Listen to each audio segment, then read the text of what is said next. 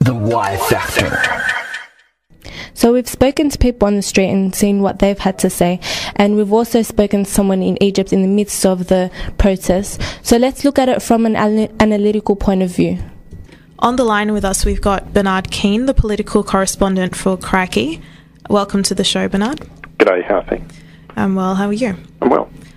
So, Bernard, with the Egypt protests that have been occurring, the Australian media coverage, I feel, started a bit too late and not enough. What are your thoughts on this? Oh, it certainly started... Well, that's absolutely right. I mean, I suppose in contrast with Tunisia, which is a country that has a much lower profile here in Australia, the coverage of Egypt is actually... There has actually been coverage of Egypt. I think sort of virtually no Australian media paid any attention to what was going on in Tunisia, where, of course, I think we're going to look back and realise that something really historically significant started several weeks ago. So yes, so there has at least been some coverage, but it's been driven by all the sort of the cliches that the Western media brings to coverage of Middle Eastern issues. There's this emphasis on chaos and anarchy. The fixation with the lives of tourists, which, look, I'm not saying the lives of Australian tourists and Australians in Egypt are not important, and logically the Australian government and the Australian media are going to be very concerned about that, but it ends up, that sort of focus ends up taking all the focus away from the real issues of what is, I think, a truly significant historical moment, regardless of what sort of outcome emerges. And as we've seen from sort of commentary and newspaper editorials, and The Australian today is only the most recent example of this. A lot of the coverage is driven by this instinctive and reflexive fear of Islamic fundamentalism, which is this, I think, is a real block to real impediment to any sort of sensible thinking. It's as though Western conservatives just can't think past that sort of stereotype of fundamentalism in order to actually engage with any of these issues. Yeah, I actually saw an article in one of the Boston newspapers online today saying that with all the hype about Islamic fundamentalists, sometimes Western governments don't stop to think, and Western media, in fact, don't stop to think that perhaps an Islamic influence in governing these countries is necessary. So perhaps there should be a little bit less focus on that in the media and more on what's actually sort of happening.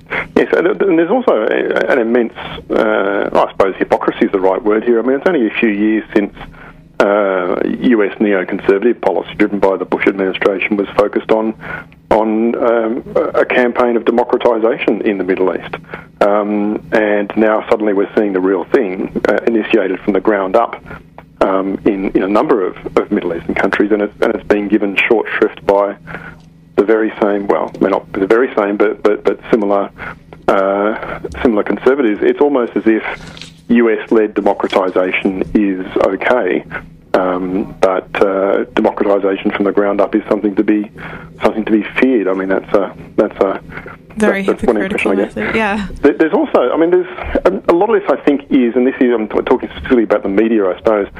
A lot of this is driven by the fact that the Western media likes to try and simplify things as much as possible. There was a nice example of this on the weekend, again in the Australian.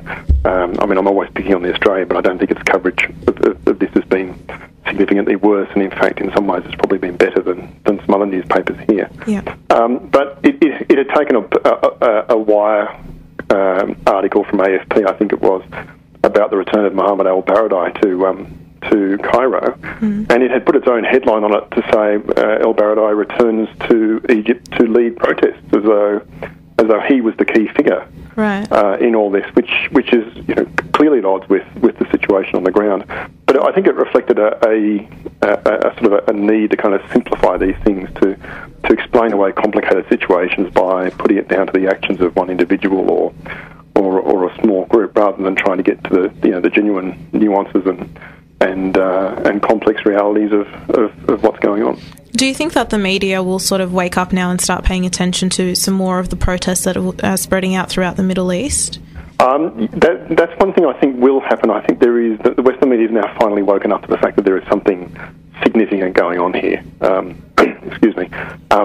We saw with Tunisia that just sort of went more or less missing. In the Western media, they've worked out that something, I think, is now happening. It's happening in ways that they can't quite grasp. It's being driven by forces that they don't quite understand, but they're aware that something is happening, and I think they'll be much more on the lookout for, with upcoming protests in Syria, for example. I think the US media, US media has a sort of a complicating role here. I mean, Egypt, of course, and Hosni Mubarak is regarded as an American ally. The Egyptian, the Syrian government is certainly not considered a US ally. They're more an ally of Iran. Well, exactly, and now it may well be in the firing line in a couple of days' time. So that will be a very interesting case for the US media, because all of a sudden it will be one of America's enemies that is in the firing line in terms of protest rather than ally. I suppose that's going to gee up coverage quite a bit as well. Yeah, there's a statement going around that Egypt is the key to the Middle East, and perhaps that's why people disregarded Tunisia to a certain extent. But now, when it's happening in Egypt, there's a little bit more of that. Do you think that's got anything to do with that? I think that reflects a sort of Israeli-centric view of the world, not in terms of in terms of seeing Israel as the thing that really matters in the Middle East, rather than, for example, the human rights of Arab citizens throughout the region. But that dimension has meant that we've seen a lot more sort of Western commentators suddenly focus on what's going on because of the implications for Israel.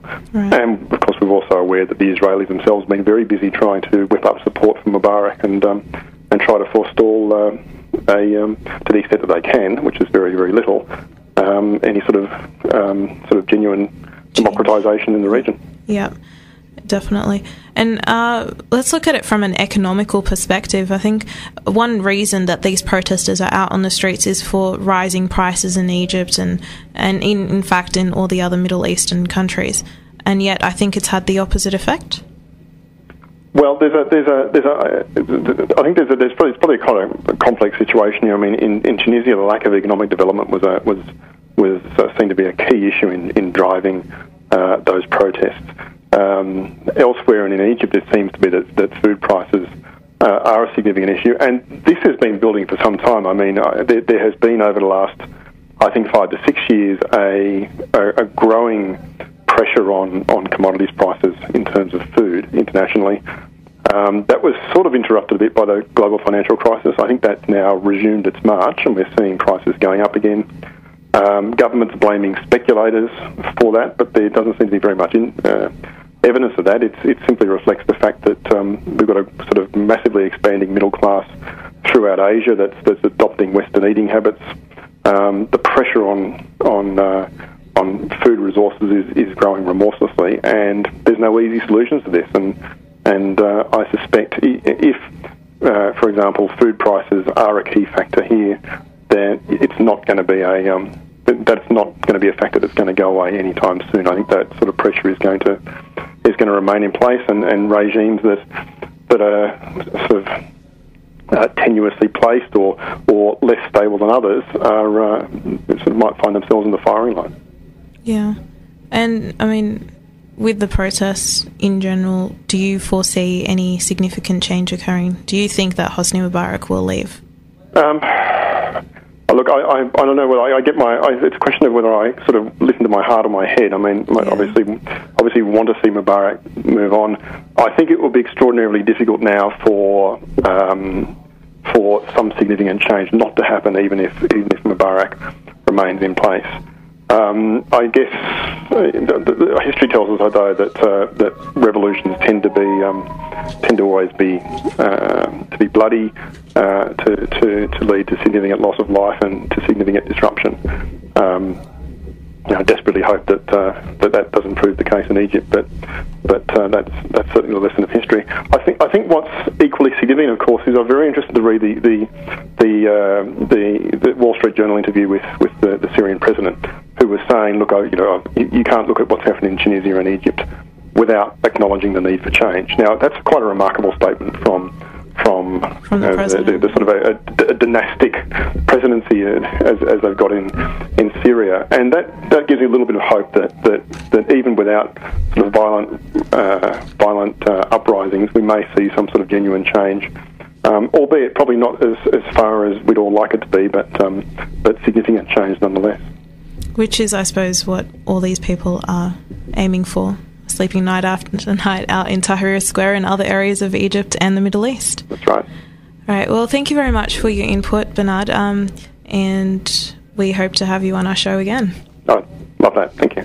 Thank you. The Y Factor. We've tried to bring you all the different angles on the Egypt situation.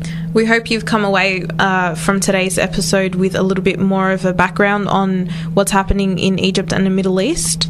And if you still have any questions or clarifications, please don't hesitate to let us know on our Facebook page. Stay with us. We will be right back after this song.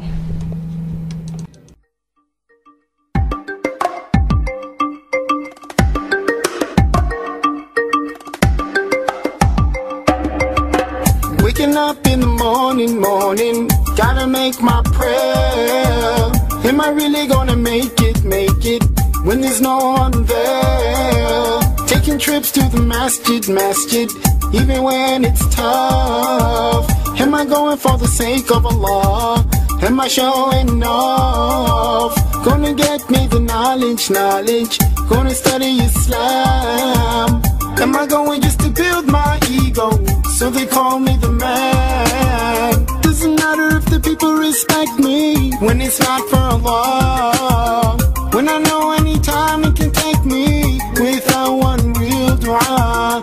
Doesn't matter if they say I'm a big shot, when I get no reward for my deeds. And I'm trying on the day of resurrection, for the folks that I wanted to please. Cause I know that Allah has the power to raise me up in their eyes if it need be. I should always make my intention for my Lord Allah completely. My intentions are right.